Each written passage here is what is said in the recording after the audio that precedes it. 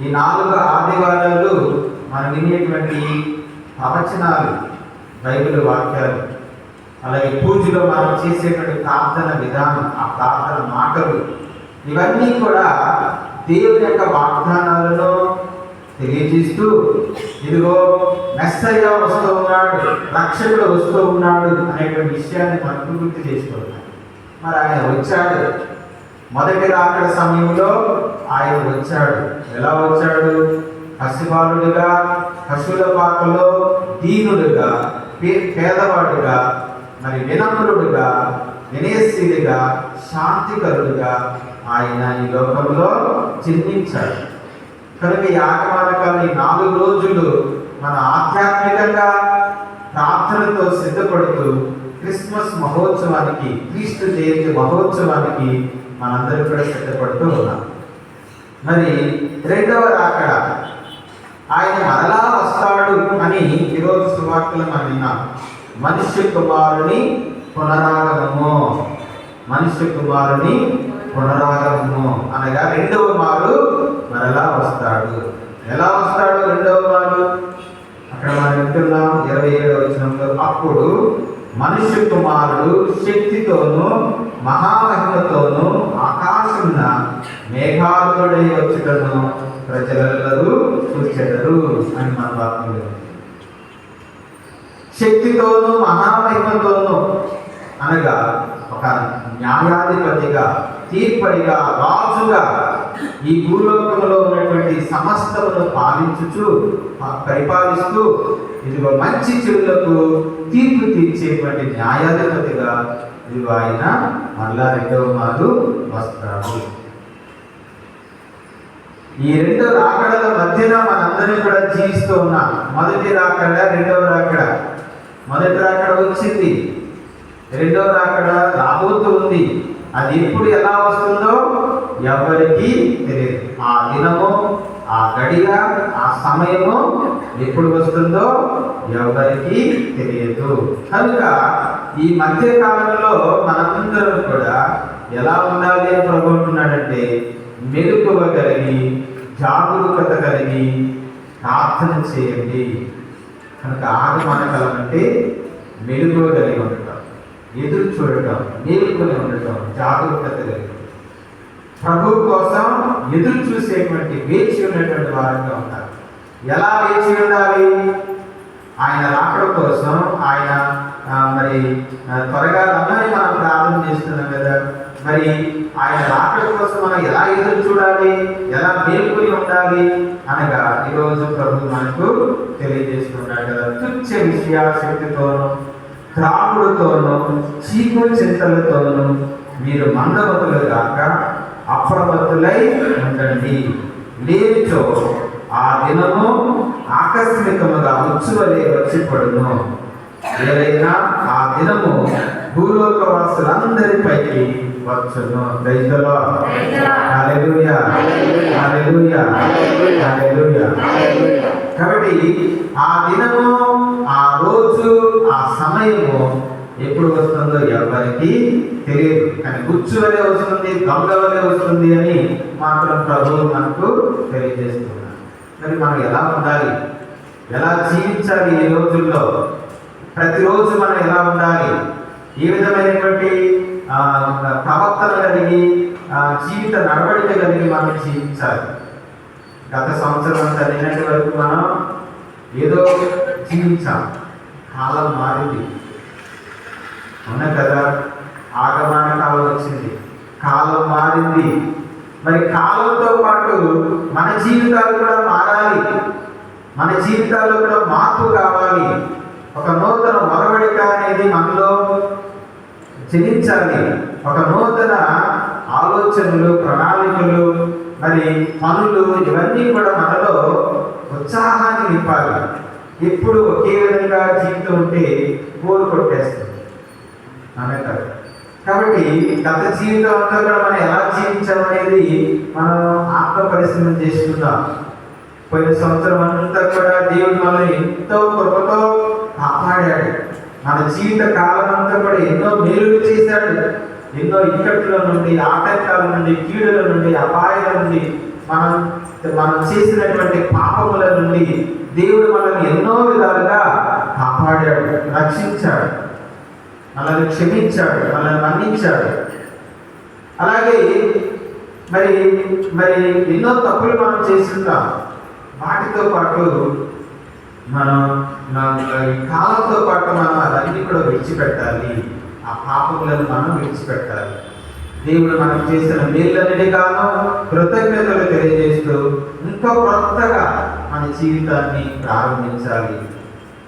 కాలంతో పాటు మనం కూడా మారాలి. కాలం మారినప్పుడు మనం కూడా మారాలి. అంచేత ఎలాంటి ప్రవర్తన కలిగి ఉండాలని దేవుని యొక్క వాక్యం మనకు తెలియజేస్తుంది అంటే, ఇదిగో నమ్మినటువంటి వ్యక్తులుగా, విశ్వాసం కలిగినటువంటి వ్యక్తులుగా, ఒక సత్ప్రవర్తన కలిగినటువంటి వ్యక్తులుగా మనం జీవించాలని ఈరోజు ప్రభువే మనకు తెలియజేస్తున్నాడు. తుచ్చ విషయాశక్తితోనూ, త్రాగులతోనూ, చీకు చింతలతోనూ మీరు ఉండక, మందమతులై ఉండక అప్రమత్తులై ఉండండి అని.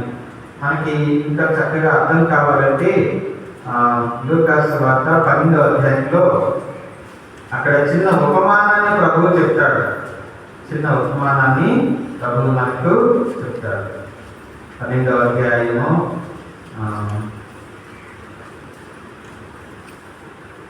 41వ వచనం నుండి అక్కడ మనం వింటాం. నమ్మిన పట్టు నమ్మని బండు అని.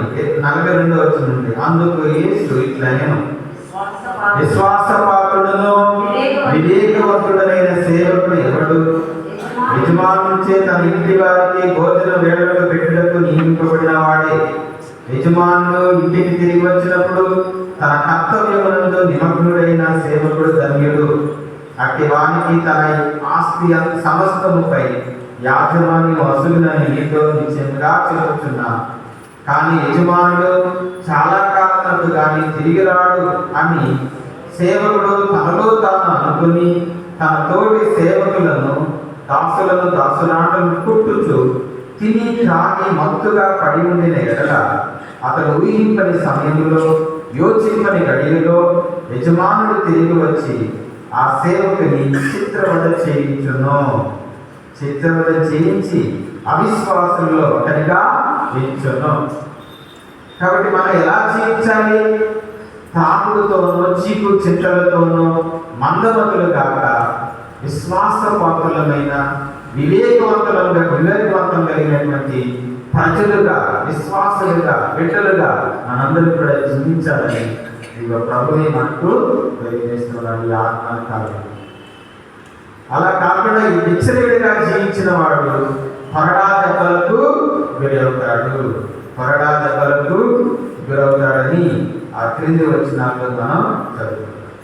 కాబట్టి యజమాని ఇష్టమెరిగి అన్నటువంటి మాట మనకి, యజమాని ఇష్టమెరిగియో సిద్ధముగా ఉండనట్టియు, యజమాని ఇష్టానుసారంగా నడుచుకొననట్టియు సేవకుడు కొరడా దెబ్బలకు గురియగును. కాబట్టి మనందరం కూడా ఇలా నడుచుకోవాలి. ఈ రాబోయే కాలంలో, ఈ కొత్త దైవార్చన సంవత్సరంలో, ఈ ఆగమన కాలంలో మనం ఎలా ప్రవర్తించాలి, ఎలా నడుచుకోవాలి, ఎలా జీవించాలి అనేది ఇదిగో ఈ చిన్న ఉపమానం ద్వారా దేవుడు మనకు తెలియజేస్తున్నాడు. కాబట్టి యజమాని ఇష్టాన్ని ఎరిగి ఆయన ఇష్టానుసారంగా నడుచుకునే సేవకుడు ధన్యుడు. కానీ నడుచుకోనటువంటి వాడు కొరడా దెబ్బలకు గురవుతాడని ప్రభు చాలా స్పష్టంగా చెప్తూ ఉన్నాడు. అందుకని పౌలు గారు కూడా ఇదే విషయాన్ని మనకు తెలియజేస్తున్నారు. 2వ పట్టణంలో పౌలు గారు కూడా ఏమంటున్నారు? పౌలు గారు, మేము మీ పట్ల ప్రవర్తించినట్లే ప్రభు మేము పరస్పర ప్రేమ ఎందునో మానవులందరి పట్ల ప్రేమ ఎందునో వర్ధిల్ల చేయునుగాక. ఈ విధముగా మీ హృదయములను ఆయన గట్టిపరచును. మన ప్రభువు యేసు ఆయన పరిశుద్ధులతో కలిసి వచ్చినప్పుడు మన దేవుడును తండ్రిను ఆయన సమక్షమున మీరు పరిశుద్ధత విషయమై నిందారహితులగుదురుగాక. అంటే మనం పరిశుద్ధతలో జీవించాలి, నిందారహితులుగా ఉండాలి, సత్ప్రవర్తన కలిగిన వాడిగా ఉండాలి. ఆ తర్వాత వచ్చినట్టు మనం విన్నాం, దేవుని సంతోష పెట్టుటకు మీరు ఎట్లు జీవింపవలేనో మా నుండి మీరు నేర్చుకుంటుంది. Praise the lord. అందరూ గట్టిగా చెప్పండి, praise the lord. Hallelujah, hallelujah, hallelujah. అంటే దేవుని సంతోష పెట్టే విషయంలో మనం ఎలా జీవిస్తూ ఉన్నామో, ఏ విధంగా జీవించాలి అనేది మనందరం కూడా ఇప్పుడు నూతన నిర్ణయాలు తీసుకోవాలి. నూతన నిర్ణయాలు మనం తీసుకోవాలి ఈ ఆగమన కాలంలో. అప్పుడు దేవుడి ఆశీర్వాదం మనకు తోడుగా ఉంటుంది.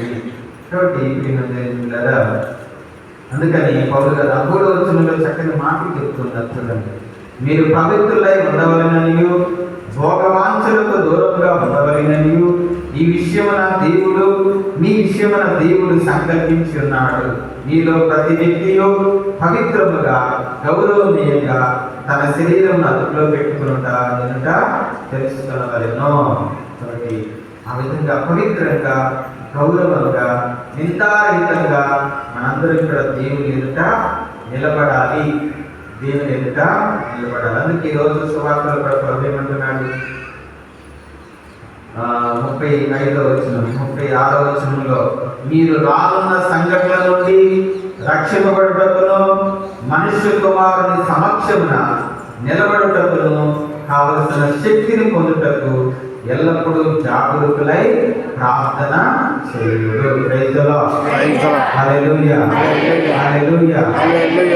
కాబట్టి రానున్న రోజుల్లో, ఆ దినము, ఆ సమయమున, ఆ రోజున మనందరం కూడా ఆయన ఎదుట నిలబడాలి. ఎందుకు? తీర్పు కోసం, తీర్పు కోసం. అలాగే మనం చేసినటువంటి పాపపుణ్యాలకు ప్రతిఫలం కోసం ఆయన ఎదుట మనం నిలబడాలి అని ప్రభువు చెప్తున్నాడు. కాబట్టి ఆయన ఎదుట మీరు నిలబడుటకు కావలసిన శక్తిని పొందుటకు మెలుగువగలిగి ప్రార్థన చేయాలి, జాగరూకులై ప్రార్థన చేయాలి. ఇదంతా కూడా మనకు కష్టం, మనుషులం మనం. కాబట్టి మనుషులతో మన మనుషులం కాబట్టి బలహీనులం. అంచేత ప్రభు అంటున్నాడు, ఆయన ఎదుట మీరు నిలబడటానికి శక్తి కొరకు ప్రార్థన చేయండి, మెలుగువగలిగి ప్రార్థన చేయండి. మెలుగువ అంటే నిద్రపోకుండా ఉండటం, విశ్వాసము. మెలుగు అంటే మేలుకొని ఉండటం, కళ్ళు తెరిచి ఉండటం. జరగబోయే సంఘటనలు, మన జీవితంలో సంభవించేటువంటి సంఘటనలన్నీ కూడా క్షుణ్ణంగా పరిశీలిస్తూ, గ్రహించుకుంటూ మనం ఏ విధంగా నడవాలి, ఏ విధంగా జీవించాలి అనేది ప్రార్థన శక్తితో మనం ముందుకు వెళ్ళాలి. నిద్రమత్తుతో మనం ఉండకూడదు. ఆ 10 మంది కన్యల్లో ఏమైంది?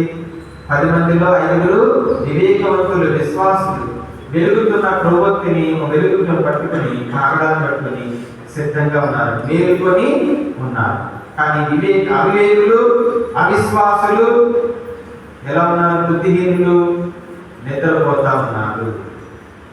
మెలుగు లేదు, వాళ్ళు గ్రహింపు లేదు, ముందు చూపు లేదు.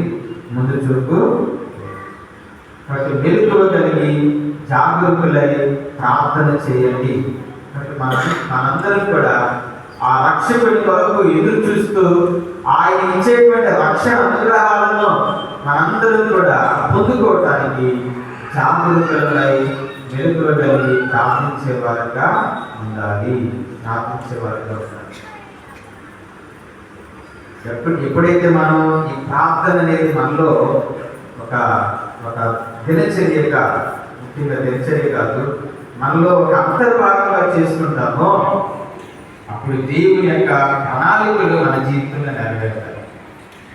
మెలుగు, విశ్వాసంతో ప్రతినిత్యము ప్రార్థన చేస్తూ, ఇదిగో మన శ్వాస ఎలా అయితే మనం తీసుకుంటున్నామో అలాగా మన ప్రార్థన కూడా మన జీవితంలో మన జీవితంలో అంతర్భాగంగా ఉండి దేవుని యొక్క వాగ్దానాలు నెరవేరే విధంగా మనం ప్రార్థన చేయాలి. అందుకే ఎవరైతే ప్రార్థన చేస్తారో, తలెత్తుకుని ప్రార్థన చేస్తారో, దేవుని యొక్క ప్రభువు కొరకు ప్రార్థన చేస్తారో వారందరూ కూడా రక్షింపబడతారు. అందుకని ప్రభు అంటున్నాడు చూడండి, నిద్రపోవడం కాదు కానీ మెలకువ కలిగి ఉండాలంటున్నాడు. ఏమంటున్నాడు? ఇవి అన్నీ సంభవించినప్పుడు 25వ వచనంలో ధైర్యముతో తల ఎత్తి చూడు, ఏదైనా మీ రక్షణ కాలము ఆసన్నమైనది. మీ రక్షణ కాలము ఆసన్నమైనది. Praise the lord. Hallelujah, hallelujah, hallelujah. తల ఎత్తుకోవడం అంటే మనం మెలకువ కలిగి ఉండటం. తల ఎత్తుకోవడం అంటే పురికి పాట పాడు. కాబట్టి ఇక్కడ ప్రభు అంటున్నాడు కదా, తల ఎత్తి చూడండి, తల ఎత్తి చూడండి. తల ఎత్తుకునే వాళ్ళు ఎవరు? అవిశ్వాసం, అజ్ఞానులు, దేవుని మీద నమ్మకం లేని వాడు, దేవుని మీద నమ్మకం లేని వాడు. కాబట్టి అన్యులు, భయపడేవారు అన్యులు. కాబట్టి ఇక్కడ ప్రభు అంటున్నాడు కదా, తల ఎత్తి చూడటం అంటే మన విశ్వాసానికి, ఆ ఎదురు చూపుకు, ఏదో ఒక మంచి జరగాలి, మంచి రోజులు రావాలి అనేటువంటి ఆశతో ఎదురు చూడటము. అందుకే ప్రభు అంటున్నాడు, ఇదిగో తల ఎత్తి చూడండి, ఈ రక్షణ కాలము ఆసన్నమే. మరి ఏంటి ఆ రక్షణ కాలం అనేది? మనందరం చూస్తే ఎవరైతే మెలకువగా ప్రార్థన చేస్తూ ఉంటారో వారి జీవితంలో ఈ రక్షణ కాలము వస్తుంది. అనగా దేవుని యొక్క వాగ్దానాలు నెరవేరేటువంటి కాలము. దేవుని యొక్క వాగ్దానాలు నెరవేరేటువంటి కాలం. అందుకే మొదటి పట్టణంలో మనం చదువుతున్నాం, ఈ ఆగమన కాలం అంతా కూడా ప్రవక్తల ప్రవచనాలను మనం వింటాం. ఈ పూజ ప్రార్థనలో కూడా మనం ఏదన్నా, నీ కుమారుని యొక్క రాకడకై మేము సంతోషముతో ఎదురు చూస్తూ ఉన్నాము అని ప్రార్థన చేశాం. రెండవది, ఆయన వచ్చినప్పుడు ఆయన ఎదుట నిందారహితులుగా నిలబడుటకు కావలసిన శక్తిని దయచేయమని ఈ పూజ సంఘ ప్రార్థనలో మనం మొట్టమొదటిగా ప్రార్థన 2 విషయాలు. కాబట్టి మనందరం కూడా ఈ ప్రవచనాల గురించి మనం వింటాం. మరి ఆ ప్రవచనాలన్నీ కూడా నెరవేరాలి, మన జీవితంలో నెరవేరాలి. వాగ్దానాలన్నీ మన జీవితంలో నెరవేరాలి. నెరవేరాలంటే తలెత్తి దేవుని వైపు చూస్తూ మెలకువ కలిగి ప్రార్థన చేయాలి. అలా ఎవరైతే ప్రార్థన చేస్తారో చూడండి, దేవుని వాగ్దానం ఏమని చెప్తుందో. ఇర్మియా గ్రంథం 33వ అధ్యాయం నుండి మనం ఆ 33వ అధ్యాయం అంతా కూడా మంచి రోజులు అని అక్కడ పెద్ద అక్షరాలు ఉందా లేదా? మంచి రోజులు అని అక్కడ 3వ వచనం చదువు. నీవు నన్ను పిలుతువేది, నేను నీకు జవాబిత్తును. నీవు ఎరుగని మహాసత్యములను అద్భుత విషయములను నీకు తెలియజేయుదును. చూసారా, మనం ప్రార్థన చేస్తే దేవుడు మన ప్రార్థన ఆలకిస్తాడు. మహా సత్యాలను, మహా అద్భుతమైనటువంటి విషయాలను మనకు తెలియజేస్తాడని వాగ్దానం చేస్తున్నాడు. కాబట్టి ఈ ఆగమన కాలం అంతా ఎవరైతే మేల్కొని ఉపవాసములు ప్రార్థన చేస్తారో వారి ప్రార్థన దేవుడు ఆలకించి గొప్ప గొప్ప సత్యాలు, అద్భుత విషయాలు, అద్భుత కార్యాలు వారి జీవితంలో నెరవేరుస్తానని వాగ్దానం చేస్తారు. ఏంటి ఆ వాగ్దానాలు, ఏంటి ఆ కార్యాలు అంటే ఆలోచించారు. నేను ఈ నగరమునకును దాని పౌరులను మరలా స్వస్థత చేకూర్చుదును. వారికి ఆరోగ్యమును, శాంతి భద్రతలను సమృద్ధిగా దయచేయుదును. రెండు చేతులు ఈ వాగ్దానం నెరవేరాలని 2 చేతులు పైకి ప్రైజ్ ది లార్డ్ చెప్పండి. Praise the lord. Hallelujah, hallelujah, hallelujah. దేవుడు ఏమంటున్నాడు? పూర్వము ఈ యోధాను, యెరూషలేమును నేను నాశనం చేశాను. వారు చేసిన దుష్కార్యములకు గాను నేను వారిని దండించి తీరాను. కానీ ఇప్పుడు మరలా యోధాను, యెరూషలేమును నేను కరుణించబోతున్నాను. దాని మీద దయ చూపబోతున్నాను, దానికి మరలా పూర్వస్థితిని దయచేస్తాను. అదే వాక్యాలు మనం దేవుని వాగ్దానం చూడండి. మరలా స్వస్థతలు చేకూర్చుదును, వారికి ఆరోగ్యమును శాంతి భద్రతలను సమృద్ధిగా దయచేయుదును. యోధా యెరూషలేమునకు అభ్యుదయమును దయచేసి వారిని పూర్వస్థితికి కొనివచ్చును. వారు నాకు ద్రోహముగా చేసిన పాపముల నుండి వారిని శుద్ధి చేయుదును. వారు నా మీద తిరుగుబాటు చేసినందున కట్టుకున్న అపరాధములెల్లా మన్నించును. యెరూషలేము నాకు ఆనందము, గౌరవమును, మహిమను కలిగించును. Praise the lord. హల్లెలూయా. కాబట్టి ఈ వాగ్దానం మన జీవితంలో నెరవేరాలి. మరి ఇది నెరవేరాలంటే మనందరం ప్రార్థించాలి. ఆ తర్వాత 11 వచ్చినప్పుడు చక్కని వాక్యం, ఆనందనాదములను విందులు, వివాహోత్సవములలో వధువరులు చేయి సంతోష ధ్వనులను ఆలపింతులు.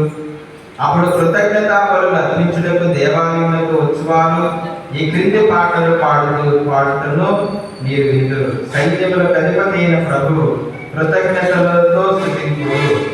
ఆయన మంచివాడు, ఆయన ప్రేమ శాశ్వతమైనది. చూసారా, దేవుని ప్రేమ శాశ్వతమైనది.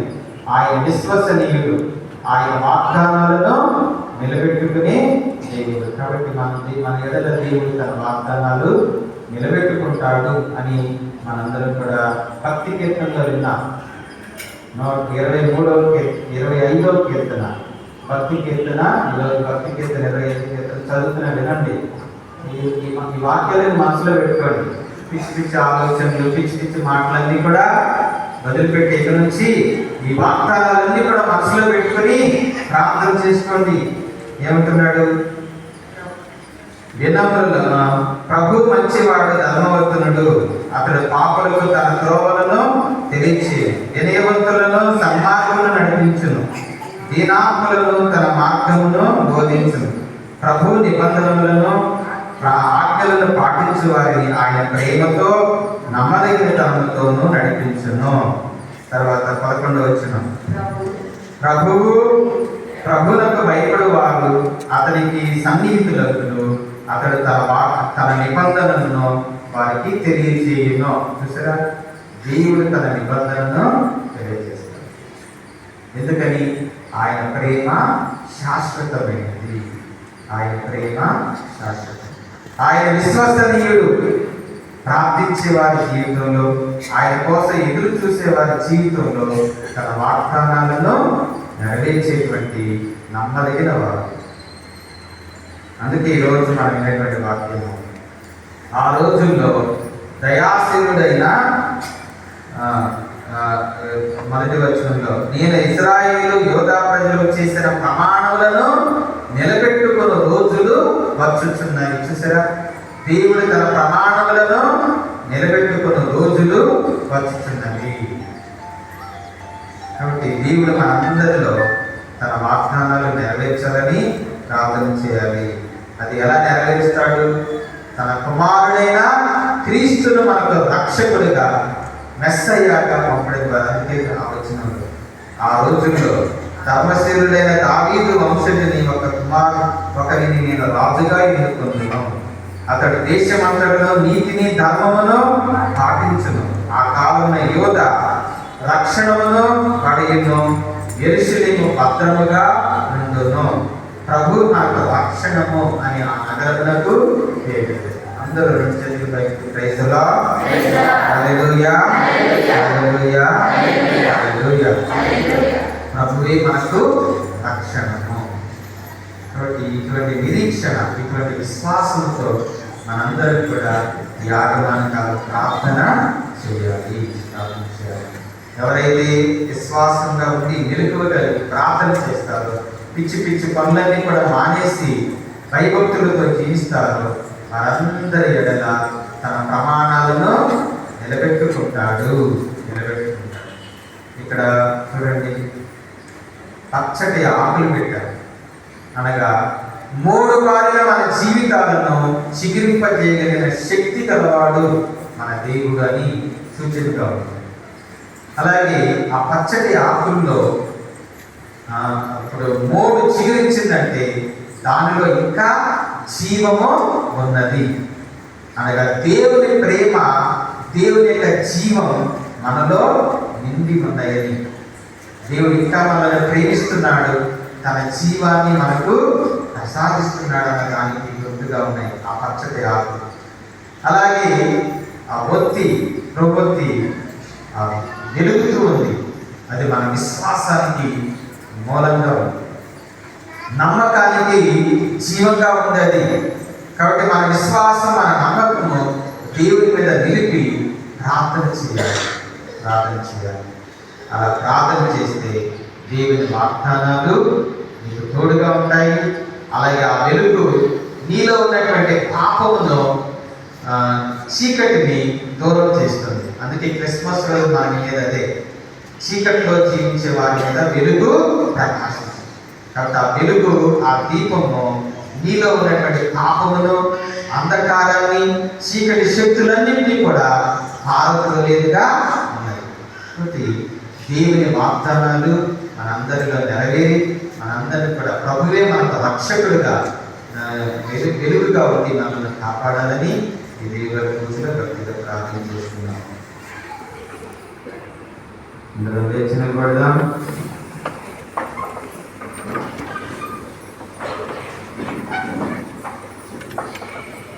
చేతులు జోడించి బయట ఉన్న వాళ్ళందరూ ముందుకు రండి.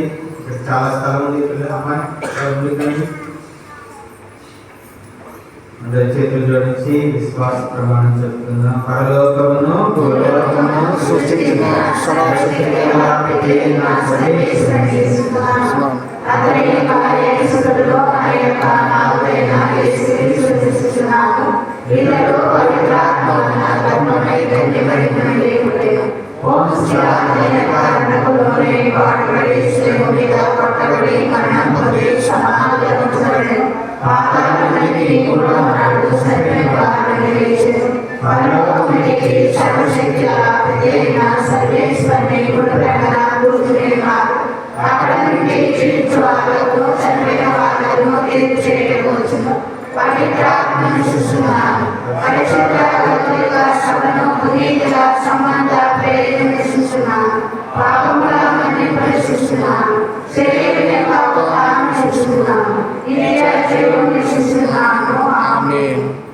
మిక్కిలి ప్రియులారా, మనము ఈ ఆగమన కాలంలో క్రీస్తును రక్షకుడిగా యోగ్య విధముగా పొందుటకు తగు రీతిలో తయారవుతున్నాము.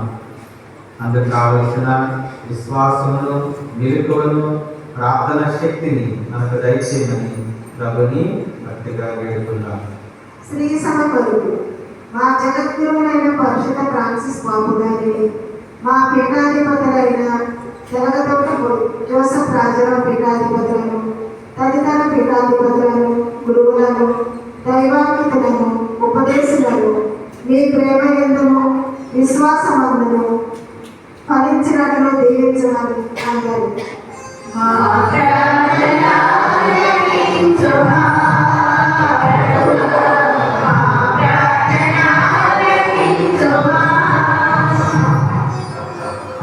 దేశ నాయకుల బడులు భారతదేశమును, దేశ పాలకులను దీవించండి.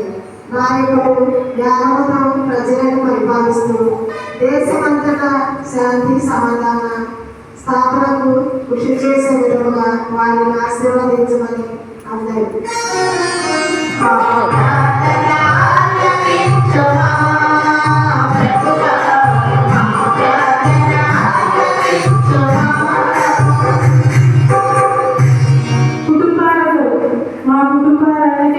నిత్యము మీ ప్రేమ యందు పదిలంగా ఉంచమని దైవభయం, ఆత్మత్యాగం, అన్యోన్య ప్రేమ, గొప్ప వివేకము ప్రతి క్రైస్తవ కుటుంబమున వెలిగినట్లు మీ కృపను దయచేయమని అందరూ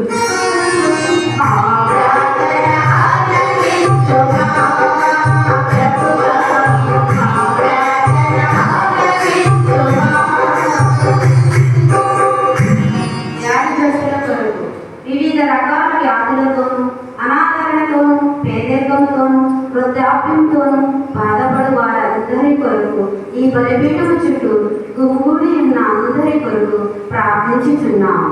వీరందరూ మీ అన్యోన్య ప్రేమలో స్వస్థత ఆనందం పొందే విధంగా దీవించమని అందరూ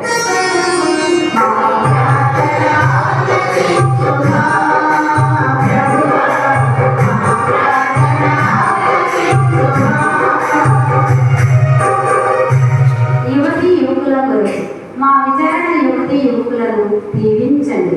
వారు మీ ఆజ్ఞలను ఆచరిస్తూ మీ ప్రేమలో జీవించుచు క్రీస్తునాథుని సువిశేషమును విశ్వసించుచు పరీక్షల యందు విజయం సాధిస్తూ లోకము యొక్క పాపములను పరిహరించేటప్పుడు ఈ గొర్రెల విందుకు పిలువబడిన వారు ధన్యులు. ప్రవేశించడం పాత్రము కాదు అని మీరు ఒక్క మాట పలికిన ఆత్మ స్వస్థత పొందుతుంది.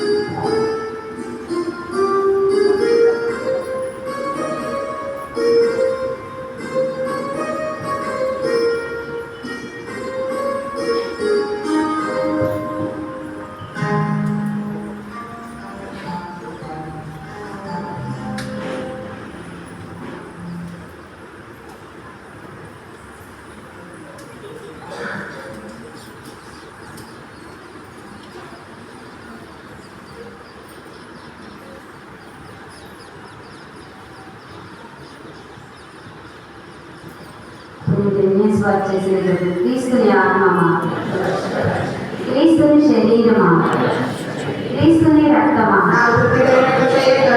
క్రీస్తుని ప్రక్కలో కాల్పడిన నీట,